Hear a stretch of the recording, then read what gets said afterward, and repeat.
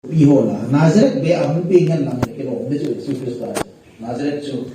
very important city kata tu juga agama dengan Bethlehem kita so minjau di sini biasa Yesus umpi na bo di sini do tu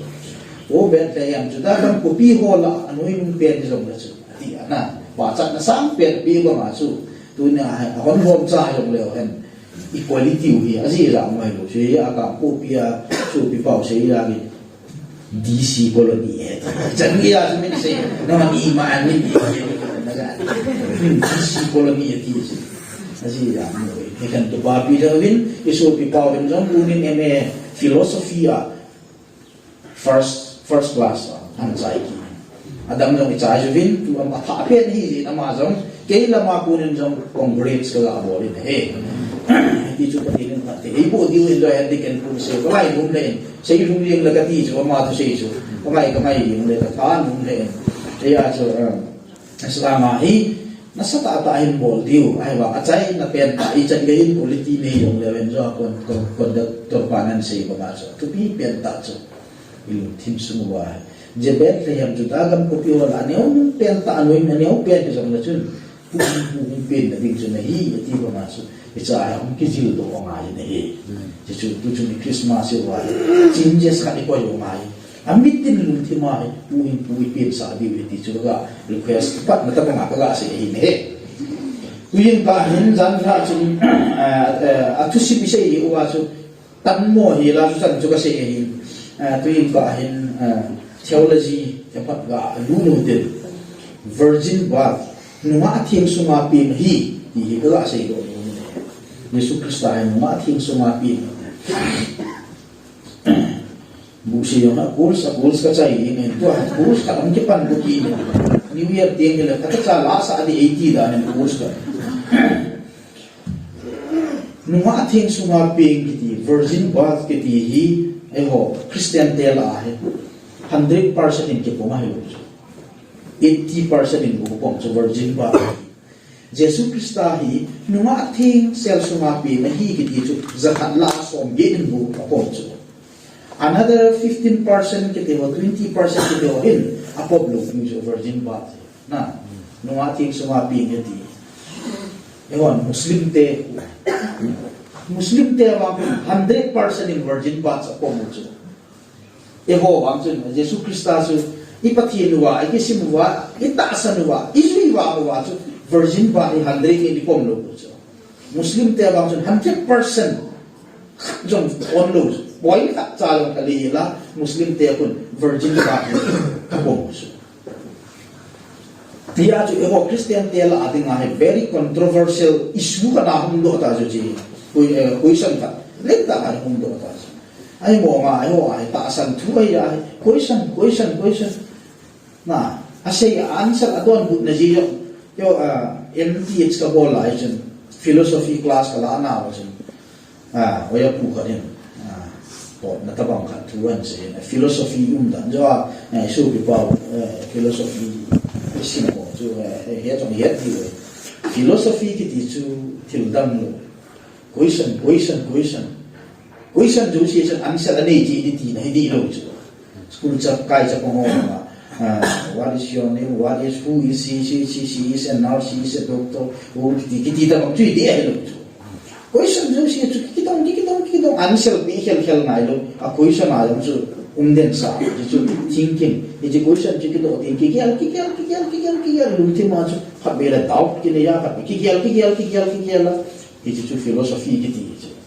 Nanti kita bangkat saya. Ayam mikir ini. Gari aku ketol naik. Traffic rule apa lagi ya? Traffic rule apa lagi ya? Asu bihat tak kan? Ayah amai tim kita. Kei rule di tak kacau hen kagari masama amang hai rule di tu. Ayah lagi asu kurung ke tahu tu. Ama asu di tak asu tak hal ya. Kurung ke wah heci mitam kapal tu. Lama video halim pena ajat si video chỉ ba chỗ độ ta sẽ nang min nat eta agari tola ki ya migata chu nang nei chu na ti don de lo chang khat sa nei ham sei na ti kahi yong tilo kahi po yong tilo ta jo question ato yang cha lo adon bul lo jo pat pa i yong tilo sehin kehin nang ha do na theile nang thim mo sa na thei thani na ka ni he lo ti chu pa kai su krista jum thu kitan ba ka de na bila ne je su za pa thim sa pa ne yo ti la do i ma sa adon bul lo chu na nang ma thi na ding le nang ma hu do na thei thani na ka ni he lo ma ti ta ba a just pa chen se da khat pa khat ta lo akadon bu te jes na ti da ham no na ti da pen se ti ka se te jes da no akadon bu te iti henge jes le no adon bu te lo tu iti question da ham ti jo just pa ala khat pa la a o me i bi ham se tin don bu ding ka te jes ai le tin no ai le chi chen ju se ta iti jes le no khat be adon bu te lo iti question da ham ti akhat pa na hele chúng ta nó đồn nó có khát mồm ông men ti mồm ông men ti mồm là kinh hành động những cái nên đồn một cái em nghe đấy đâu đi bị hấp tiền vì số các bạn chúng nó rất phụ cho tôi là gì muốn nó vội gì nó lại hấp tiền nè quý sinh cho cái gì đấy xây để lâu ta cho khát bài thiết bia thì người ta rất bài là gì muốn nó vội gì nó lại hấp tiền no ati jong le na bo ji na la ya ati ya ana bo jing sa mi chu yes ati jong la bo no ati jong la bo sa ko ko chu na ji nu na bo khai ati na chu no jam pe na sei te chu na ji nu na bo ji na la ya ati ki gel la don bu ji na no ta chu ya chu ale so ati na ati ta bang Christian theology jong ni bi ha question no ang ba ati te be set no yes jong ba ati te be set no ai bảo sự thinking mà bây giờ yên định là không chịu nên thì tao bảo sự theo là gì số dạng trong một chuyện ai bảo virgin birth cái gì giống very controversial theo là gì cả nắm số của ai cả hết làm pin thì chỉ Bible chẳng khát hình sinh mình cái đấy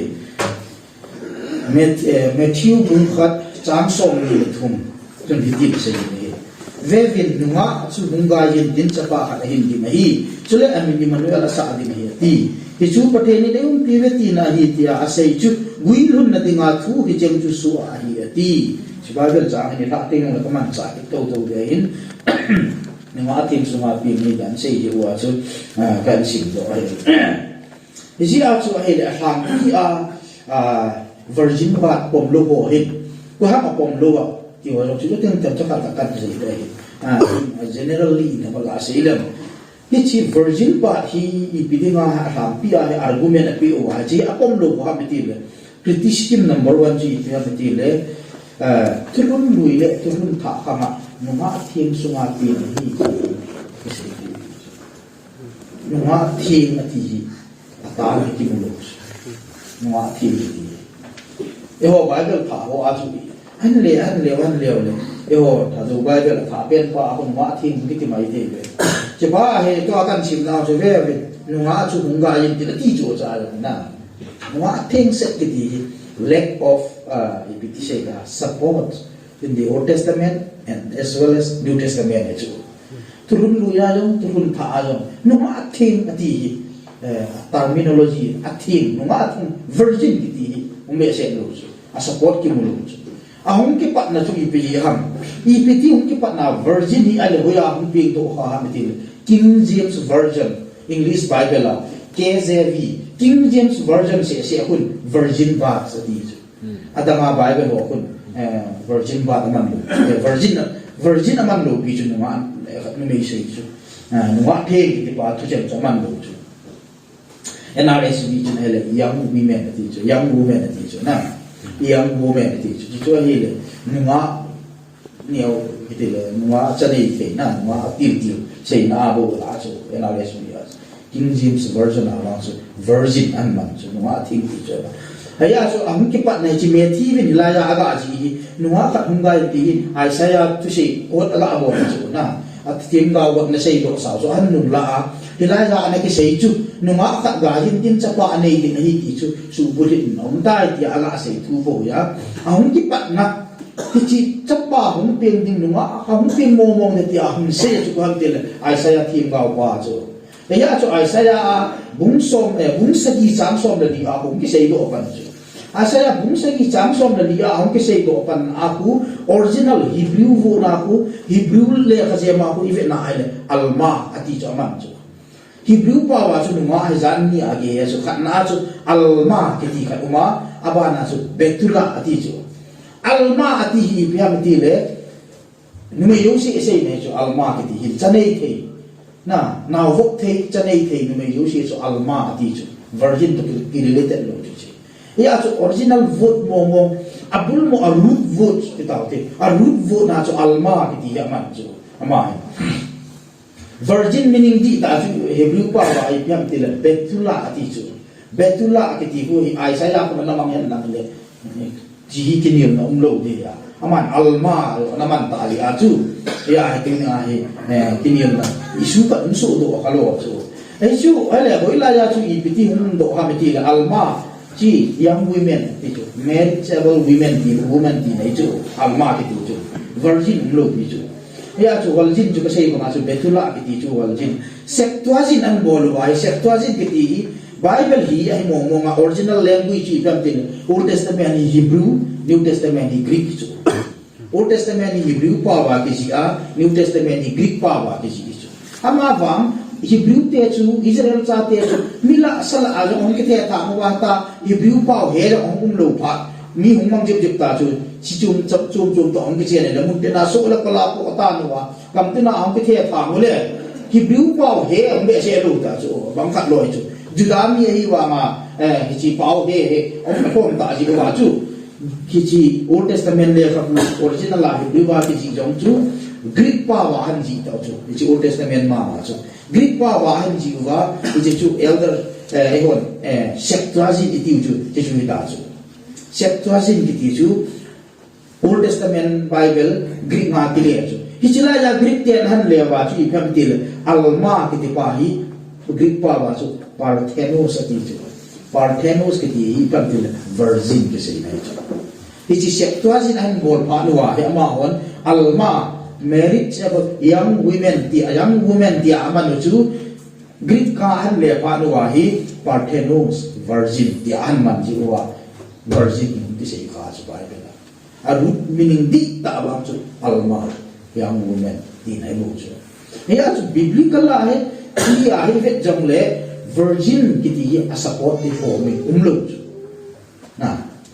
an nil kal na chu ka sei criticism chu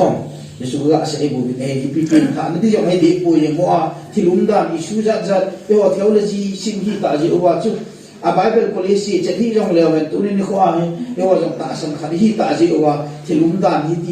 ndo ting le virgin pa adi po adu ada am ti yung le atu chu ina het tim kha te na wa le taasan tu do le hi ya chu yung khat theology yung ji ma ka ga sei tu bu ne ai le hi ta pa Jiteng le khatin na si pe ti le Roman Catholic kon na Roman Catholic kon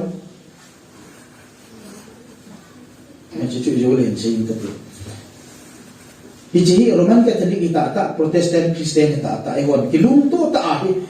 virgin ba hi ko mo ya hi chi apom lo ho hi ko ya ko na si virgin ba hi a virgin ba hi po ya ti wam ti scholar bin thang ta thum kan sei chu ama sa pian ta chu ko ya mi John Arthur Thomas Robinson ti chu ma John Arthur Thomas Robinson 1990 na pa na 1983 chani ama hi ko su 1990 na pe nga 83 a thi ai ama hi Anglican bishop in ti ting la theology nim kham ta kha chu ama ho theology to ai sim ni mo theology to ai kisim ni ama ho thu hul bi hi John Arthur Thomas Robinson in ama argument ji bi ham iti ai le virgin ba ke pompo po ai le virgin ba le ati hi ti ai la wa nuwa thiam suma koi ma cha to kha lo wa Jesus Christ hi hung pe na hi ti hi pom wa ai le a Christian doctrine of fail tai ati jama iti hung fail ham iti ai le Christian theology a chu imu chu Jesus Christ hi I bi ham pathin se lo bi chu mi hi ti yong ta san chu Jesus Christ chu pathin jong mi hi long chu It's true if you have to do pick the TBY, sorry, TBYFA. Women TBA, women department, subject, fundraise a ball, like what? No, people, Pilam Kai, Burkana, who was it? Humuwa, the Pilam Kai, two and say so. That's actually La Pon Gatide, all like say, be Dante Gatiso, mine. Jesus Christa, but he, me, 50% God, 50% human being teacher. Di talo bijo chicho ami hi na yang ake pati ni na yang ake lep di ta chicho mi hi ma mala pati na mala ka tiu dan wa chicho chicho Christian theology adinga very danger til di lo pen ta chicho mi hi jong ki silo pati jong ki ngal lo chicho ti ha yi di ta chicho ti lo yi di chicho na Jesus Christ 50-50 yung lo chicho 100% human being 100% God chicho Jadi Christian theology anu na akin na benta sa chucho. Jadi atu human being ahi the na ding atu mihim to halawa virgin ba ahi le a human being ahi na pa sa ipihap kuisa ba sa na amihim hina so ila mihim ahi siya akin kiel the sula mihim ahi siya alung kham the sula Jesus Christ Getsemani ho na so aulti sana balewa kham sula alung gimdan Calvary cross aket bewa atu sama Getsemani ho na alung timna na ko atu ulen so Jesus Christ Leisi in ko ami min ko human na Jesus Christ alung don na pen atu ulen pen na khop na pen ta chu Getsemani ho na ataw ko chu Iga agela aju sa ayam chu tampi se de mo ipitiam ti Good Friday ne achi na sa aju se de in yom ne tu ga ataw te mo ul kisana alung kham thai dan ka se ebo vine na ita pang human attribute chu anei chu human attribute ma God attribute ma chu almighty ki ho chu ya ke almighty nei ti le chu ka no de ai wang ni khat jong ka hai lu ni chu pasi e hen mai ti na omnipotent ni ga ti le chu ka ni chu ai dan na chu ka ti omnipresent ni ga chu pati attribute ho chu na lung kham thei kap thei ki chat thei ki human attribute chu Iti ho Yesu na lei chu. Oya ko nam til ama 100% human being ai ji chu. Na. Iya chu virgin ba ki po maali ipi chu mi hi sa dam ti ka chu ama. Nuwa ting set sunga mi him to kha lo wa Yesu Krista na pi na ai le. Hoi lai pen ta su na ma hi mi him hi na pi ha. A being human being ai. Oya ya am dam ti ka chu. Oya ko na la do. Na. An sia la pe ti mo da chu ka ti na pi te. Mihim chu ko ya pati le anu umding apa anu le apa kiti ma na ko na chu chapang hung kisima chi chu mi an su a chu mihim kiti chu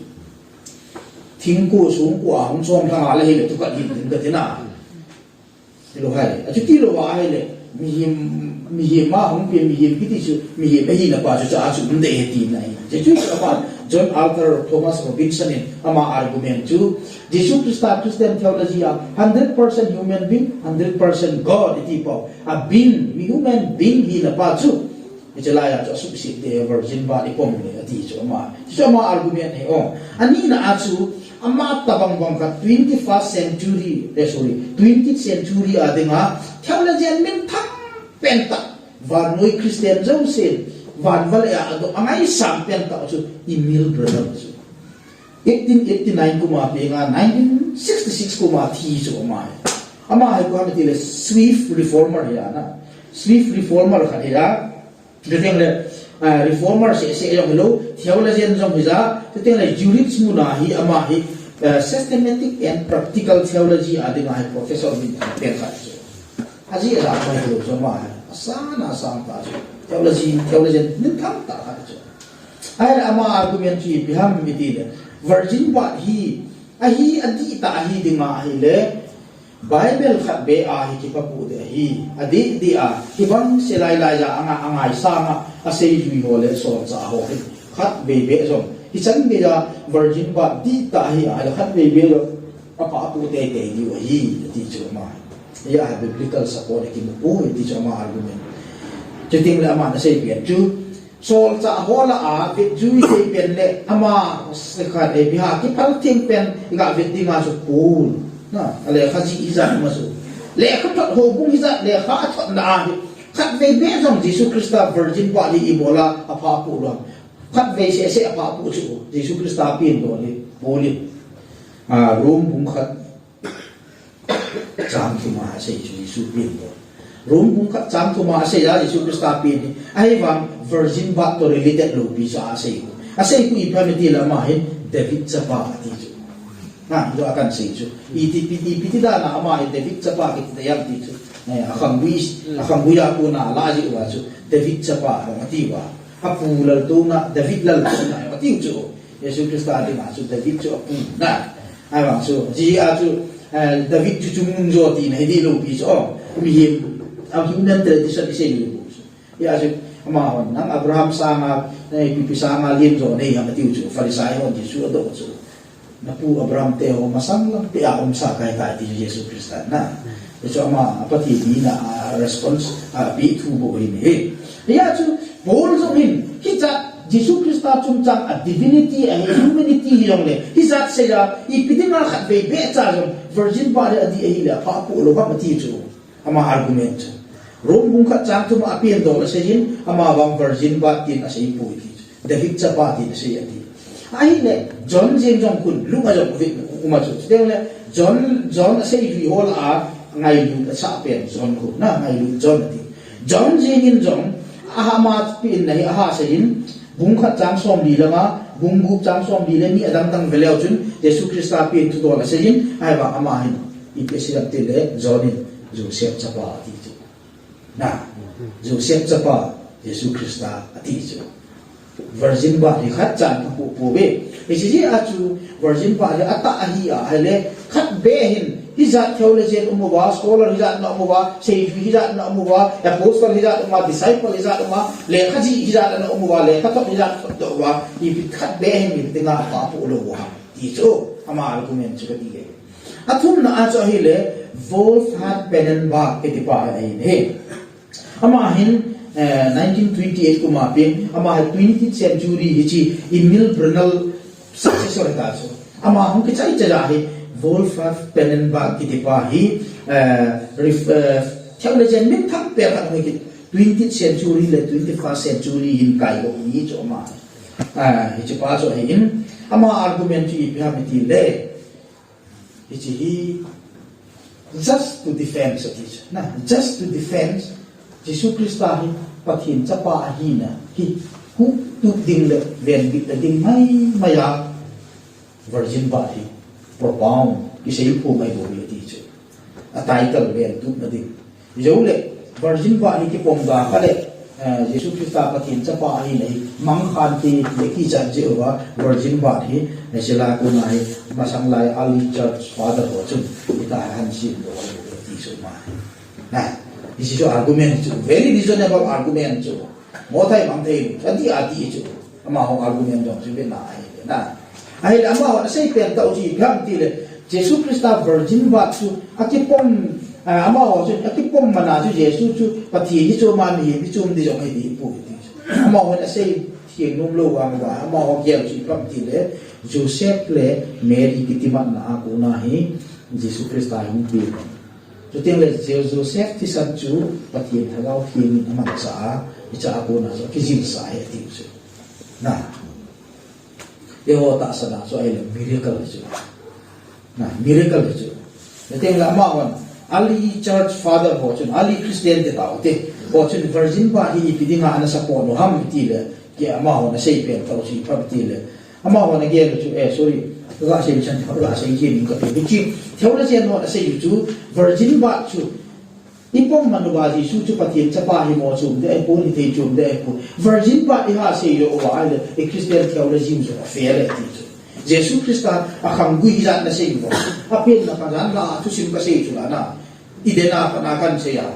chil che ba le wa ka sei ya am dan chu ka ti Joseph ke ka su chu hi chi chu virgin ba ki pom le I bilai di ta chu na ami ye bina abing chu ndalu chu chu ke sei a human tradition chu umthei lo di ta chu ya chu virgin ba chu pop ta ba o wala Christian theology fairly ti Joseph in apa kisana ko na ke jile jong le Joseph kisan chu tawa ti na man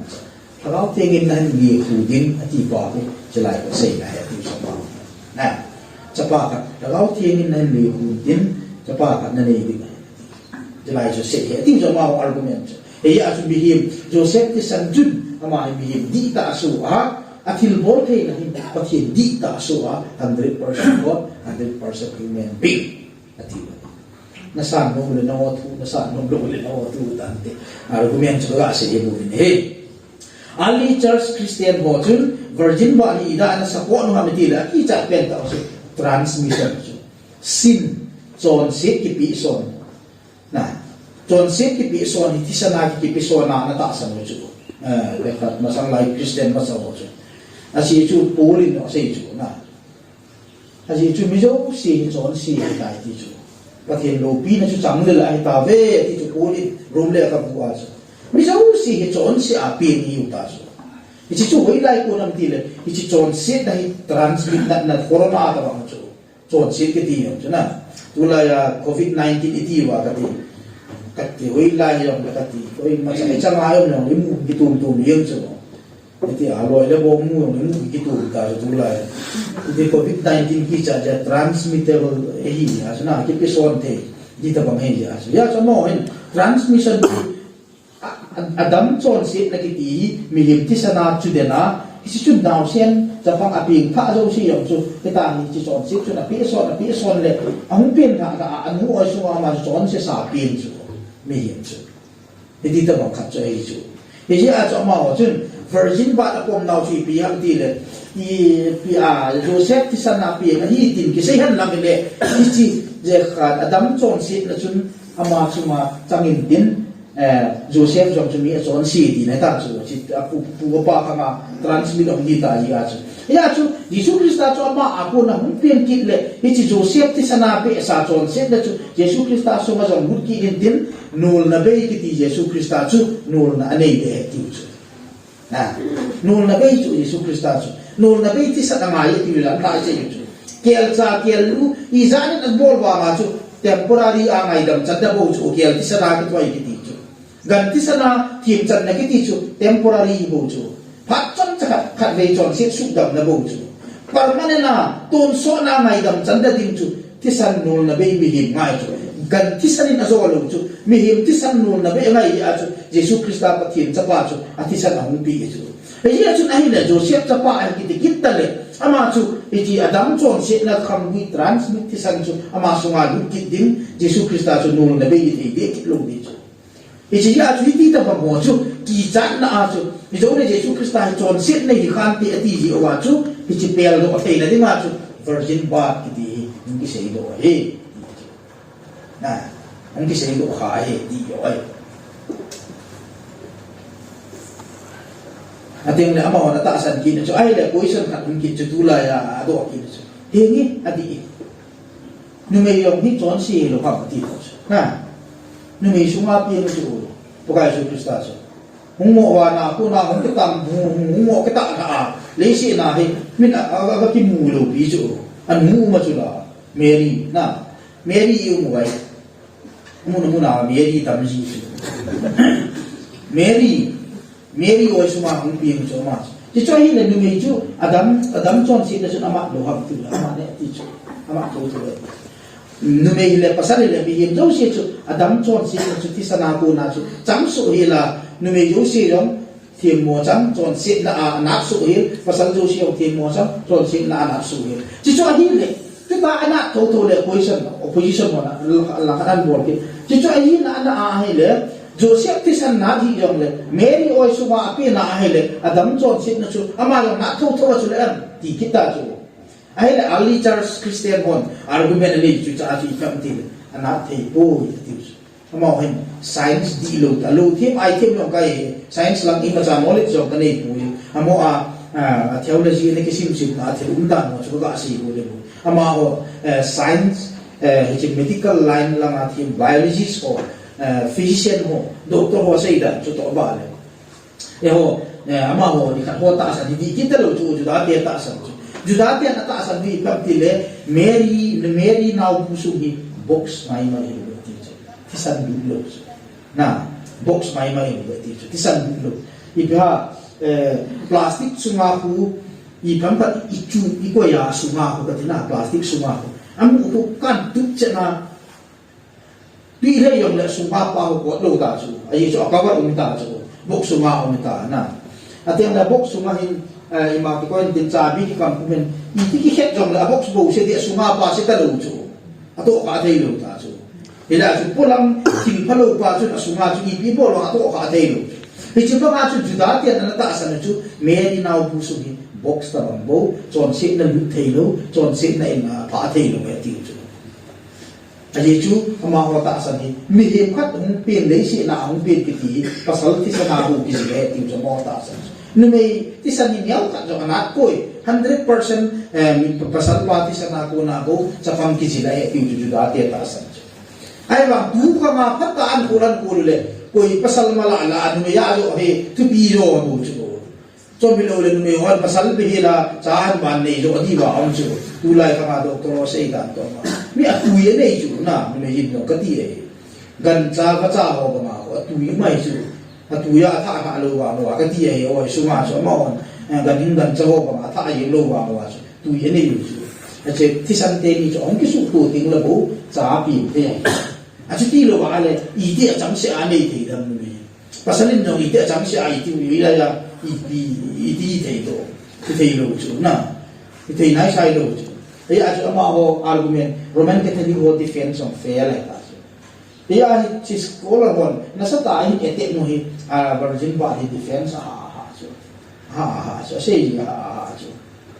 ai ti ta pa ma so ma ho Mary hi nu na be ya la ta so ma ho na Roman Catholic ho Mary hi nu na be ya la wa venerated ta so Mary venerated abolwa I tiam ti le pathil ta ma ko I do ta chu thim chung na nu na be mi him chung nung mi him jong sela chung nung pen ding ai Mary ngai Jesus Christa nu Mary dai la na tu ni a pathil bom tau ta lu chu Mary ko ma ta wa chu oh blessed Mary ti wa I pi abolwa Rosemary ne kha awai ne kha hi ta bang pa cha wi kha te cho je win din na e chu Mary ho na Rosemary ti ve ta mo Mary ko ma through Mary ko ma hin lo wa al na ta mi chu pathi ni na sam lo di chu Jesus Christa na sam lo di chu ama sa pe na Mary ko ma hin pasak mai chu I chan ge ya chu man ke telikon ana ngai sam lo so ji chu box bo hin ama hin I ti ti ko po ma hi pathi na su ti e ti cha sei ta chu ai bang Bible la chu na le ho ya man ke telikon Mary a chung nung pe na ge wa ma chu Jesus Christa anu hi mana chu kanu chung nung pe ne ma ti lo ki kanu hi pathi ta bang hin ko fun kanu ko ma na ta ti mo le bo ko ngai le lo ti lo ki a chi ma la lúc bung sagi chang som ni lagi na ku ipe se yak ti le Jesus Christa mi hem nu mei nau bu sunga ko na hung ping tha zo si mi hem zo se la la jan baptist chung nung pe le ti ko ka Jesus Christa Mary ti lo oh no le jan baptist oi ho le e nam na cha ta le se ila ti te ya a Mary chunga ni ma cha se ngak lo chu ama se te pe chu nu mei ven na cha pa ti le chai ta ko su ma cha ti le na Tilsak ni macam Mary tu aku menang lu. Yesus Kristus bang, numei nau musuma huping kami him la John Baptist ya chung nung pen ti chu. John Baptist so ho ngal le ti. Adi so ka ti na ge. Kita ni ka ho de hi na. Ato ama on venerated abor lu he ka te mun ni Yesus Kristus sa Mary hi kam che mo wa so na hi 100 la ai 80% ni Mary aman ta chu. Worship service ano ka ti affair dan na theology to virgin but as a book be set je wa achai na pen ta Mary ro ban tham zo la do lo chu na atilum dan chu ka ti e ti da bang chu hin a ye chu Bible ni o se chu anun nung pe che bai sa chu nung nu ti chu e ti ho lo ku ipap ti le a virgin nu ma thi na hi ji e ti I pi si a sa chu nung nu ki ai sa chu nung nu ti ala ko ti om de mu ti o la anun nung pe lise cuma minun numpen sa chung nung wa kitila na kesan mang dito chitai ta na Mary chu ma thieng sa hi ji ethium na paka ji su nu hi ji ethium kita bang sa chung nung tai ta la chan ji a chu ma thieng hi ji a lao chu man nu ma thieng hi ji le paka Yesu Kristan nu hi ji a sa chung nung cha mai lo pi chu I pi ji a cha ka dan ta ka sei ta chu na ipisia chama pathinin phatsi a himihim tela program gun ji so ichi pathin program subulit thei hinga qualify hi ji a sa chung nung ki title chakai chu tua pathin yong ho bung sung in sung khosung iveng sung di wa hi i ha wa hello wa pathin program lim ta abun ji chu ichi a tu mi qualify lo ding le pathin program hi ila wa hung thei ji lo ama bang mi han vet le a ti ta ba ma chu le se na pathin na han to bo teng le mi him khat chu pathin program ma chu i qualify teng le ichi a qualify pen pa chu le se chu ma anun num pen ta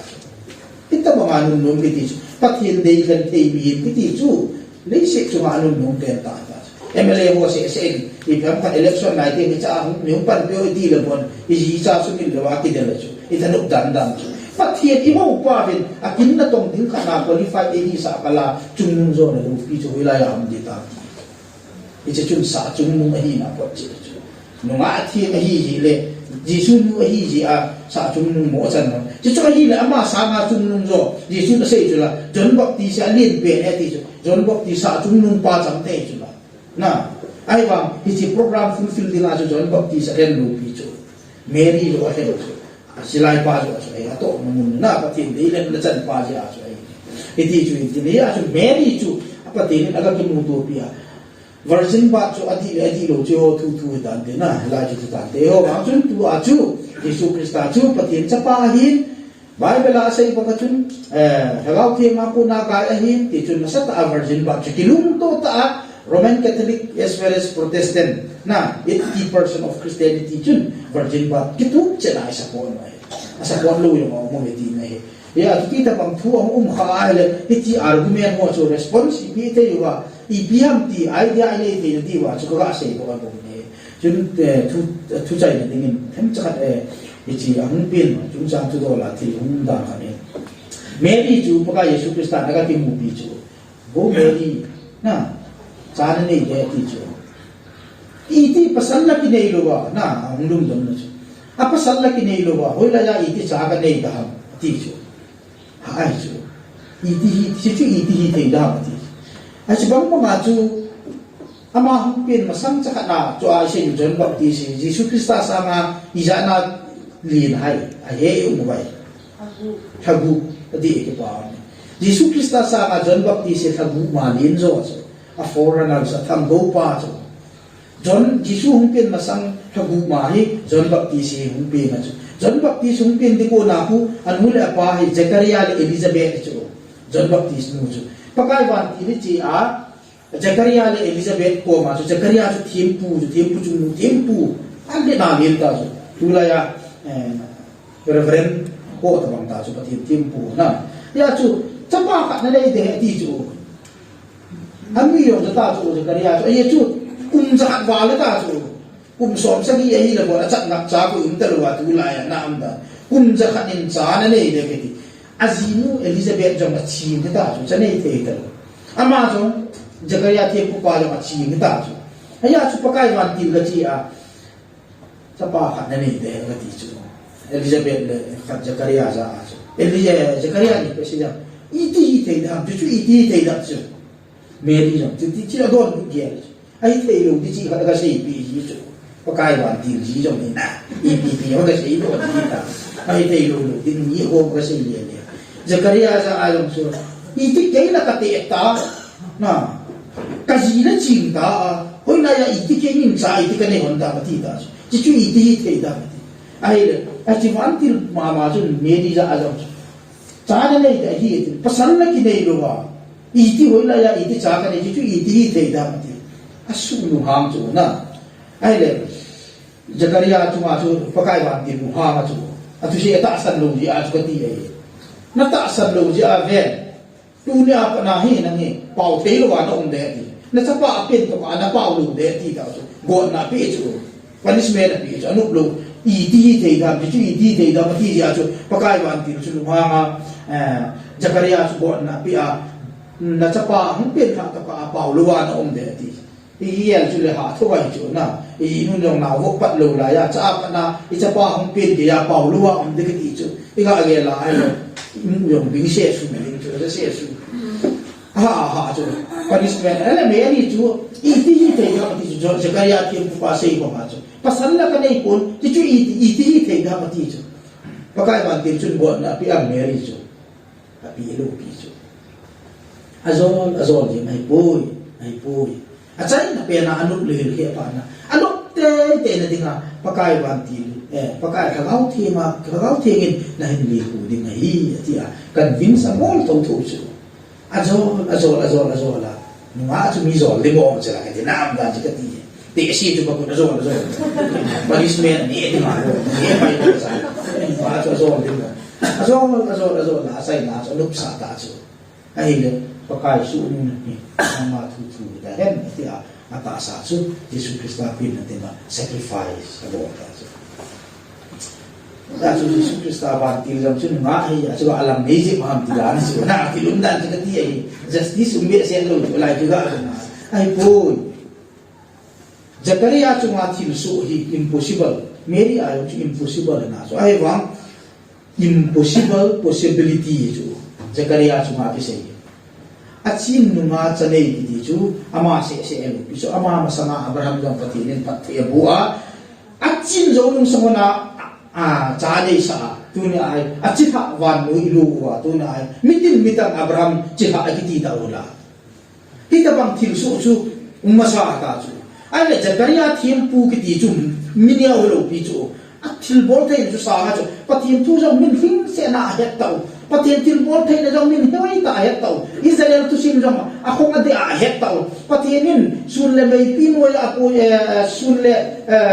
mei noi apu jin jan le va ai apu je ki ho jong bona het so hel tuisan ki jong bang adin sain lei go bang na jot se ti jong het ita bang til so jong si jong patien na to til bol ki dam jong si jong amu che jong sama jong at ma tu ma til so din ki sei ka kai ati te ya so patien lu ha ma example tu ja chi sai ta ji a jo man ada te ya tu patien su lu ha ma na te si hi mana so amu da punishment amo pi lo pi chu tin pu ka ita til so tu han on dan ka tu hin I kam ta til so ka miracle ka ta hen la na ta san mo hin la ka te nang pa son la la I da na ta san lo ha patien tu na sei ya patien pat na sei na sa patien lo pi na sei ya I pe ti la patien til ki bol chu mu thei lo wa na o ma be ti wa te chu ti mo ka san ti chu na am dan chu ai ta bang chu bisa example chi ta Mary chu nga hi mana azol lu chu Mary chu nga ga sei pa hi impossible hi mo chu iji asu ipiketi aptin miracles kai do lo chu na miracle si chi hirong na kati Mary achu pasal pihila ikija ka amuli si chu nga ikija ka lo pi chu patini ni tabang thil ro asu sa ka lo lai pi example nung vet jui din I masala Mary na nei lo pi chu na Mary chunga thudet tu kati ai pasal pihila no me jin cha nei ki chu leisi chunga su khalo lai pi chu Ichi si achu Mary chu ita bang thil chunga ama kisan dik chu ha sa chu e achu nunga hi ji azol zol elua ita bang thil su om kha lo ji achu ni ai Mary dinga chu yen la sa ichi chu I ti te dinga til ati te ta ba chu ita bang thil su chu om kha lo chu e achu ni ai ho iki chu na wi pen ta chu pathenin leisi chunga hi tingalo bi chu ho ni patien hi ta hi mo I mu na ha ma e ve ham na ti diu ya patien hi chat lo a chu human to fellowship anei mu program za I man sa do ilu hi ko ba I ho bu su wa lo ki hial na len sa do amil tin lum kim su wa zon changes ka po lu no hi china ti ma chu patien program a hi mi hin patien na program su bu ti ma mi adei kan ha ya se ho zo ni khat ting le patien man cha thei mi hi na di wa chu dei han cha hi thei na di wa chu pat ai yel pa wa thil lui su sa thil chi sa ni zan la di khat ting le na ki pin na thim mo na chan te pa ka ana ke khai be ke ti chu dei lo ti ta chu I ma zo si su chai ta chu tu na ki sel na di le lo ti ta chu na martira thi yong mi tam ta na martira ka te pa kai ke chun Christian ki ti hi lo a thi di lam na ti ka ne het lo chu ti thei lo ta chu martir cham mi ma sang za am ta yen te ko mi ma sang za am ta pakai Christian hi le ki hau yeng dam ka ti ya ke chun ya a chu ken da na ka chu Christian jo si hau di ti nei lo bi again te be chu Christian te ai chu pura lấy sẽ chụp cái và thế nên sign SIG sign na miệng chỉ na im dấu sẽ bị là tu cả mà thu mà sẽ akut dùng akut tingkil maha cái tham cho cái ta san bố mẹ thì Yesus Kristus về tham mình thì tham sa tham phá na cái bậc ai cái bậc thì anh thì chỗ na nangin nam tu ana ta san hi mulo wa ta san mo anu bố mẹ thì chỗ na ya chu amai mun kila ka te ve na chi ke Yesu ka ti lo ta mel chi na jo se pathi na hi na power sai za pi da ba pi lo nu sam wa ri e hon ni ta sam ni bola ni chu thi mo na li pe ni te ta ni chu ta che ni chu pathi program sumul dingin e ho hi go sa injing le hen te hen hung chan ba chu min no mi te le di ba chu pathi nin o bung sum ko sum veng sum in sum a ding a man cha num ma man cha pha in di win ilung thim bu sa poi je bo te te nin a thu a te bu ki ta amen